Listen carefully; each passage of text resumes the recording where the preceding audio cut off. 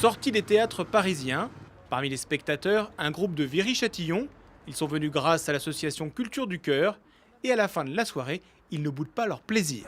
De voir des belles choses, ça interpelle, on a envie d'en revoir d'autres et on se pose des questions. Je trouve que c'est très positif. Et c'est vrai, je trouve que ça, on a l'impression que ça rend meilleur, ça valorise. Tout ce qu'on nous propose en culture ou en sortie, parfois ça nous paraît inabordable pour le prix, aussi le moyen d'y accéder.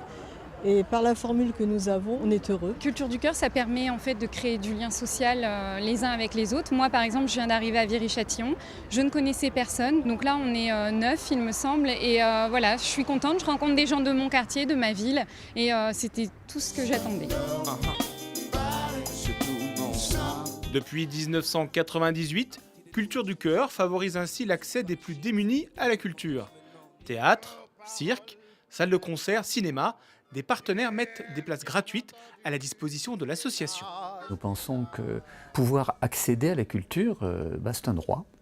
Et il n'y a pas de raison pour que des gens, parce qu'ils sont en difficulté, ne puissent pas y accéder, ne puissent pas y avoir droit. Ce qu'on veut, c'est que aller au spectacle, ce soit un moyen de retrouver une dignité, ce soit un moyen de se réinsérer, c'est un moyen de retrouver l'envie de sortir, l'envie de rencontrer, c'est de retrouver l'envie d'être comme tout le monde et d'oublier un peu ses problèmes.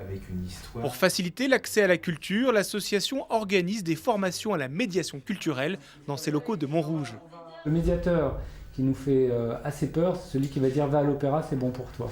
Autour de la table, des travailleurs sociaux en contact avec les plus démunis, un public qui, même si le billet est gratuit, a souvent du mal à pousser la porte des théâtres ou des musées. Ce qu'on essaye de surmonter, c'est le « ce n'est pas pour moi ».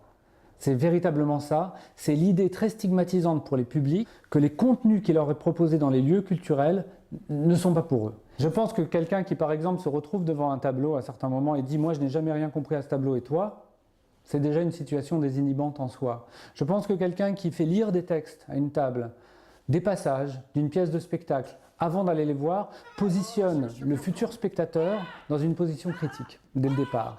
Je pense que quelqu'un qui connaît déjà un peu les conditions d'accueil du lieu peut mettre en confiance un public. On a besoin d'inventer des dispositifs, de véritable dramaturgie à certains moments, qui mettent en confiance le spectateur.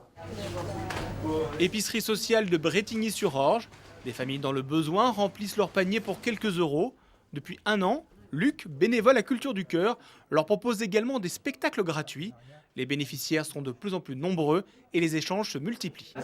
Ça crée avant tout effectivement du lien, ça éveille de la curiosité. À partir du moment où une discussion s'instaure sur un film, sur un théâtre, les gens qui sont à côté tendent un petit peu l'oreille et puis effectivement la discussion, le dialogue s'installe tout à fait naturellement. Et je le vis pratiquement tous les jeudis.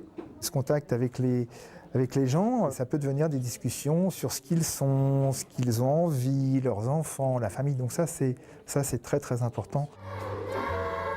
Présent partout en France, Culture du Cœur propose également des spectacles sportifs. En 2010, l'association a mis en place plus de 800 000 places gratuites à la disposition des personnes dans le besoin.